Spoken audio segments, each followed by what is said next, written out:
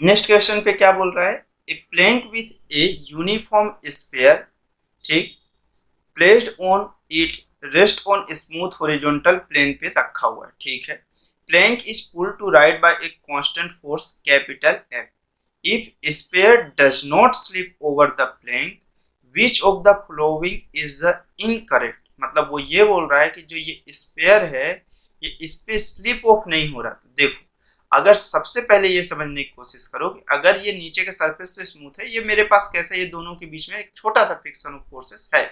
अगर मेरे पास अब क्या बोल रहा है, acceleration of the centre of the sphere is less than that of the plane, एकदम कंफर्म बात होगी क्योंकि स्फीयर ऑफ का जो मेरे पास है, acceleration of the centre of the sphere जो है वो कैसा होगा, मेरे पास प्लेन से कम होगा।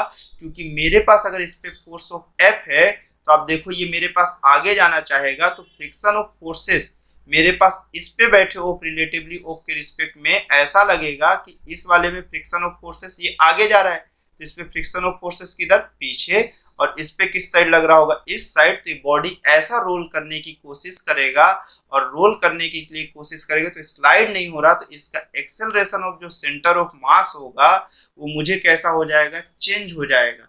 अब एक्सेलरेशन ऑफ जो सेंटर ऑफ मास होगा वो ट्रांसलेशन प्लस ऑफ रोटेशन दिखा रहा होगा, तो ये एकदम सही है कि acceleration of centre of mass जो है वो इससे कैसा होगा, मेरे पास कम होगा इस वाले के एक्सेलरेशन से, ठीक है।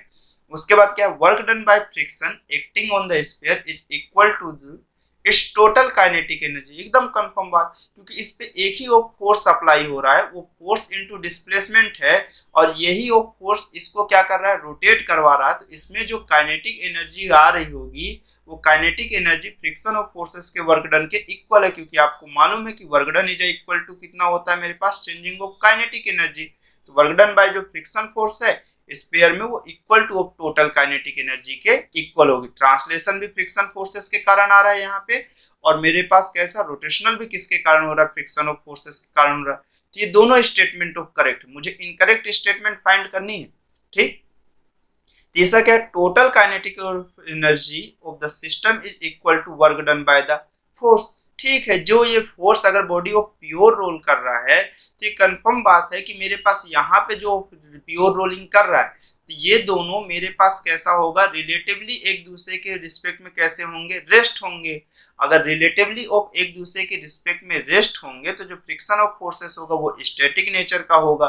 तो मेरे पास जो काइनेटिक एनर्जी आएगी, ये जो फोर्स होगा ये फ्रिक्शन ऑफ फोर्सेस के कैसा हो रहा होगा, इक्वल ऑफ हो रहा होगा। क्योंकि आपको मालूम है कि जब body of static friction of apply होता है तो अप्लाइड ऑफ फोर्स के कैसा होता है, इक्वल होता है। तो अगर फ्रिक्शन फोर्स का वर्क डन काइनेटिक एनर्जी के इक्वल है तो ये कंफर्म बात है कि अप्लाइड ऑफ फोर्स की वैल्यू किसके इक्वल होगी, मेरे पास टोटल काइनेटिक एनर्जी के इक्वल या वर्क डन के इक्वल होगी।